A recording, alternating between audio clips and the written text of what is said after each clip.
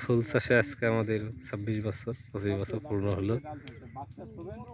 ফুল সংগ্রহ চলছে, সবাই ফুল সংগ্রহ দেখেন, এই যে ফুল সংগ্রহ করছে, ঠিক আছে দেখেন সকলেই ফুল সংগ্রহ করছে এখানে নিয়মিত, এনারাই সব কাজ করে থাকে। হ্যাঁ, এই যে এখানে সবাই এক একজন কাজ করছে আমাদের। আপনি এখানে কতদিন ধরে ফুল সাথে আছেন? 2000 সাল থেকে আছি এখানে। 2000 সাল থেকে, তার মানে 26 বছর। জি। আপনি দিন কতটুকু করে ফুল সংগ্রহ করতে পারেন? তাও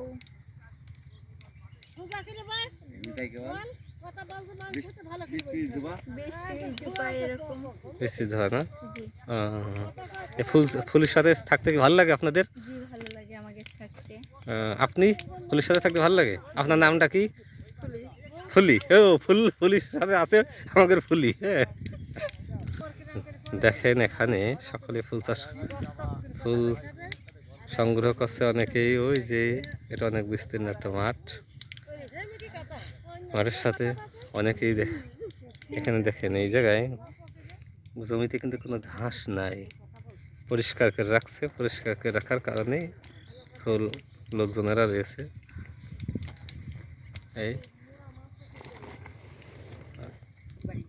এই ফুল কেমন দামে বিক্রি হয়? 4-500 ঝোপা আমাদের বিক্রি হয়। 4-500 না? আচ্ছা, কোথায় বিক্রি হয় এই ফুল? নিজামাবাদ ইমাম সবাই এখানে ফুল কাজ করছে, সবাই খুব খুশি। আমাকে রফিউদ্দিন, এই যে, আর আমাকে ফারুক সাহেব। ফারুক, এই ফুলের ভিতরে কাজ করে কি ভালো লাগে? খুব ভালো লাগে।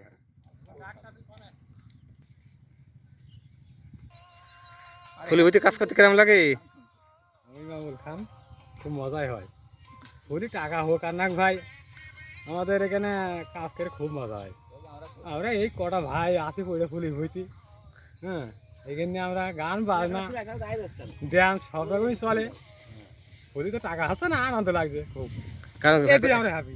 এখন কি ফুলের দাম একটু কম? বাজার কম কম। আচ্ছা, ফুল বস্তায় করে এনে এনে এই যে এখানে এই বস্তায় ভরতে হয়।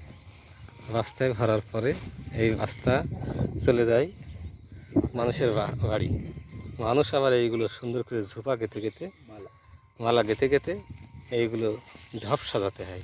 ঢপ সাজিয়ে তারপরে ঢাকায় পাঠাতে হয়। ঢপ সাজানোর বিষয়টা পরে আমি দেখিয়ে দেবো। আপনার ঠিকানা মুছে গিয়েছে। হ্যাঁ, এবার বলতে পারবেন ওই ওখানে, আমি ওকে দিকে